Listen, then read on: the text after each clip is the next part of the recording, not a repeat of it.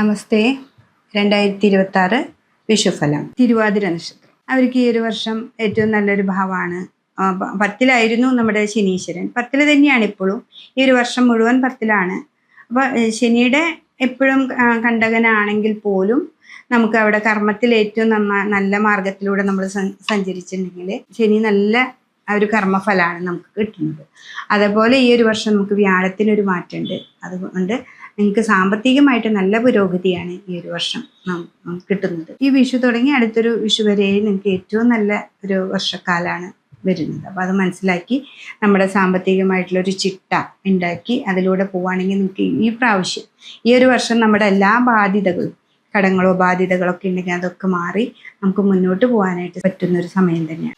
ജോലി നന്നായിട്ട് ശ്രദ്ധിക്കുക. അതായത് കർമ്മം ഇവിടെ ശനി ആയതുകൊണ്ട് ജോലിയെ വളരെയധികം നന്നായി ശ്രദ്ധിച്ചുകൊണ്ട് മുന്നോട്ട് പോവാം. അതേപോലെ തന്നെ സാമ്പത്തികമായിട്ട് നിങ്ങൾക്ക് ഭൂമിപരമായിട്ടോ അല്ലെങ്കിൽ നിങ്ങൾക്ക് ഒരു ചിട്ടിയോ അല്ലെങ്കിൽ വേറെ ഏതെങ്കിലും ഒരു വഴിയിലൂടെ സാമ്പത്തിക പുരോഗതി ഉണ്ടാവാനായിട്ട് സാധ്യതയുണ്ട്. വീട് വെക്കുന്നത് പകുതിയായിട്ട് കിടക്കുന്നുണ്ടെങ്കിൽ അതൊക്കെ മുന്നോട്ട് കൊണ്ടുപോകാൻ പറ്റും.